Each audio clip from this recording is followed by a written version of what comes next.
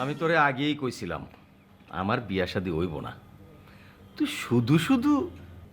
মামা ব্যাপারটা অন্যখানে। ওই ঘটক ব্যাটার ওদের আগেই বলা উচিত ছিল যে ছেলে হচ্ছিল সিঙ্গাপুর ফেরত। হুম, বাদ দে বাদ দে মামা।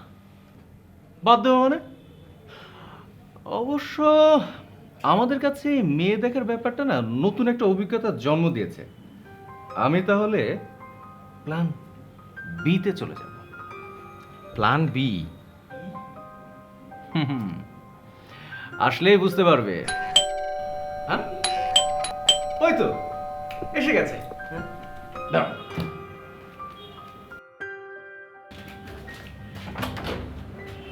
হ্যালো। আয় ভেতরে আয়।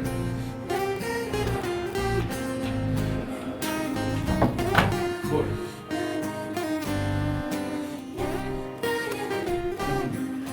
আমার মামা। ওয়ালাইকুম আসসালাম। মামা, আমার বন্ধু কে? ফ্যাশন ডিজাইনিং এ পড়াশোনা করছে। ও ফ্যাশন, ঠিক।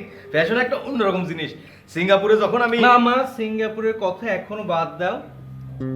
কেয়াকে আনা হয়েছে তোমাকে এখন থেকে ও যা যা বলবে তুমি শুভ ছাত্রের মতো তাই তাই শিখবে, তাই তাই করবে। হ্যাঁ, ঠিক বুঝলাম না, তুই আবার আমারে কোন যন্ত্রণার মধ্যে ফালাইতেছস? আচ্ছা আচ্ছা, আমি একটু বলি। বল। মামা, আমি আপনার ব্যাপারে অনেক কিছুই শুনেছি। মানে আপনি যখন সিঙ্গাপুর ছিলেন তো সুমন আমাকে যা যা বলেছে।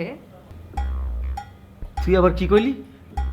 মামা আগে শোনো না। শুনুন, প্রত্যেকটা মানুষ তো খাওয়া দাওয়া করে, কথাবার্তা বলে, অনেক রকম কাপড় চোপড় পরে। সো এই প্রত্যেকটা মানুষের এক একজনের এক এক রকম স্টাইল। আমি আপনাকে সেই স্টাইলটা শেখাবো। কি যে কও না, কিছুই বুঝতাছি না। আহা, কও না না, কি যে বলো না, বলে। কি যে বলো না তুমি। রাইট। আরে স্টাইল, আমি যখন সিঙ্গাপুরে আসিলাম ছিলাম ছিলাম ছিলাম ছিলাম আমি যখন সিঙ্গাপুরে ছিলাম তখন আমি যে ফ্যাশন করছি মানুষ একদম ছায়া থাকতো। আহা, তাকিয়ে থাকতো, হ্যাঁ, তাকিয়ে থাকতো। তাকিয়ে থাকতো। হ্যাঁ, কে তোর দ্বারে হবে? তুই মামাকে যা যা বলছিস না, মামা ঠিক তাই তাই করছে। মামা, কেয়া আজ থেকে তোমার টিচার। মাঝে মধ্যে তুই যে আমারে কি বাঁশের চিপার মধ্যে ফালাস আমি নিজেও বুঝি না। শোনো, কেয়া কিন্তু এমনি এমনি করবে না।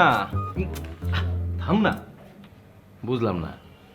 কেয়াকে এনেছি তোমাকে ঠিক করার জন্য। আগামী 1 মাসের মধ্যে ও তোমাকে সম্পূর্ণরূপে ঠিক করে ফেলবে। এর জন্য ওকে আমাকে প্রতি মাসে 50,000 টাকা দিতে হবে। সো আমরা স্টার্ট করি, রাইট? আপনি একটু উঠুন। হ্যাঁ, I said stand up. Okay, ধরুন তো। Okay. First of all, fine. Okay.